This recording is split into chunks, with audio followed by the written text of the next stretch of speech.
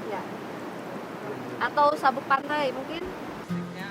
Agar vegetasi pantai di wilayah pesisir Indonesia yang rawan tsunami terus berkembang dan bertahan, masyarakat harus dilibatkan. Nah, intinya itu adalah vegetasi pantai seperti cemara, ketapang, sini apa ketaping ya? Ketaping, ketapang, butun, dan lain-lain itu yang kita tanam di pantai. Dia itu akan membentuk dengan ketebalan tertentu, nanti akan membentuk suatu semacam sabuk yang bisa untuk meredam gelombang tsunami.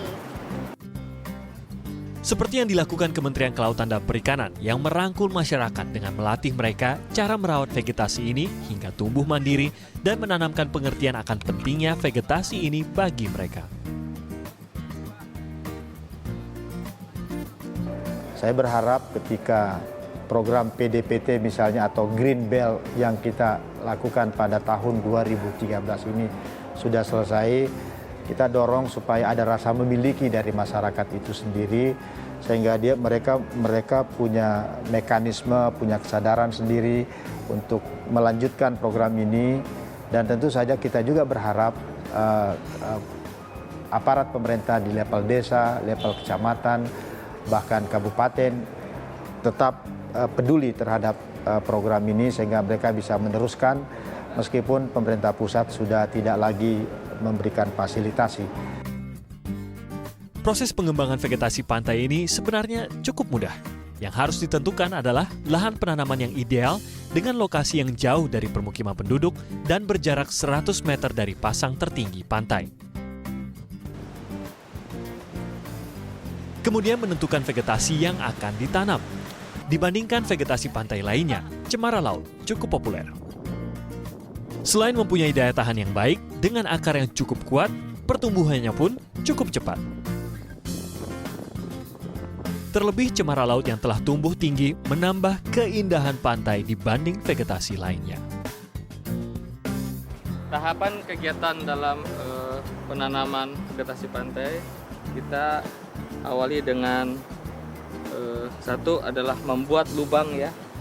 Ini udah kita lubangin dalam 30 cm. Terus medianya kita campur dengan pupuk organik, bisa menggunakan pupuk kandang. Campur dengan pasir yang tadi kita gali. Ini kita campur. Ini adalah pupuknya. Perbandingannya adalah 1:1, yaitu antara pasir di sekitar tanaman yang hasil galian tadi dengan pupuk 1:1. Jadi 1 pasir, seandainya 1 kilo pasir berarti 1 kilo pupuknya. Jika ditanam dan dirawat dengan baik, vegetasi pantai tidak saja menjadi pemecah gelombang tsunami, tetapi juga sebagai penyaring pasir dan air laut yang terbawa hembusan angin.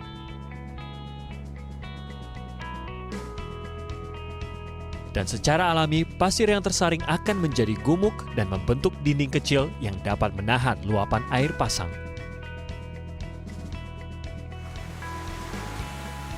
Besarnya manfaat vegetasi pantai mulai disadari masyarakat wilayah pesisir lainnya. Sebagian wilayah kosong di pantai Sasak, Pasaman Barat mulai ditanami bibit cemara laut. Begitupun di pantai Masang, Kabupaten Agam.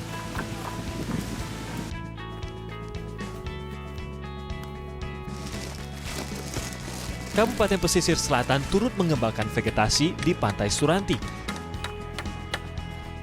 Mengingat letaknya yang hanya berjarak 60 mil laut dari Kepulauan Mentawai yang pernah dihantam tsunami tahun 2010 lalu.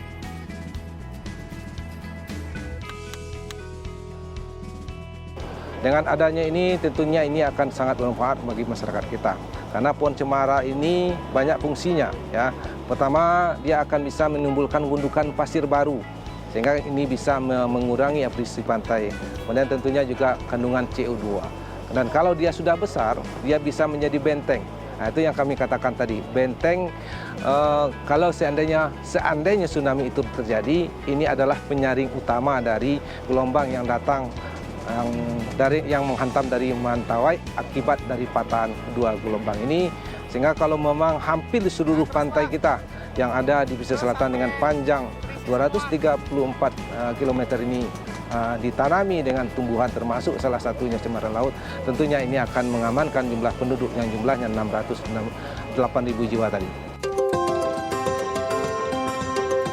Pantai Kataping yang rusak oleh aktivitas pertambangan pasir pun mulai memperbaiki lukanya dengan menanam vegetasi pantai.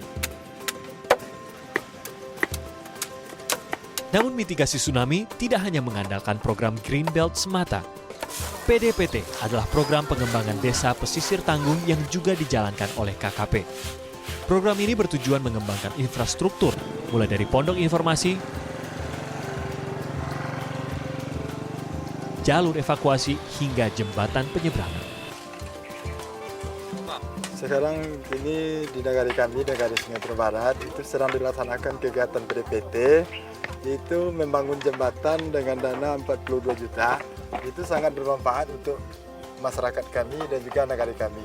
Dan juga kami sebagai ketua kelompok sangat berterima kasih sekali kepada pemerintahan pusat juga pemerintahan kabupaten yang telah memfasilitasi untuk membantu pembangunan negara kami. Dan juga manfaat dari jembatan ini adalah untuk memperlancar ekonomi masyarakat dan juga untuk memperlancar untuk masyarakat nanti kalau datangnya tsunami dia bisa lewat di sini kan, ini kan jalur evakuasi tsunami.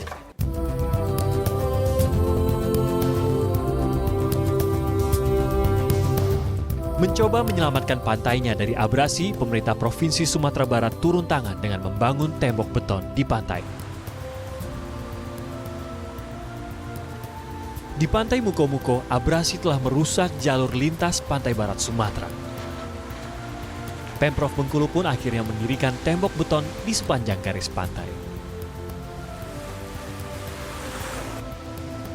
Pemerintah tentu berperan penting untuk memitigasi bencana di sepanjang wilayah pesisir pantai yang rawan tsunami. Tapi kepedulian pada lingkungan kita sendirilah yang menjadi penentu. Bagaimana menjaga tanah dan air kita agar generasi yang akan datang bisa hidup di tempat ini ratusan hingga ribuan tahun ke depan.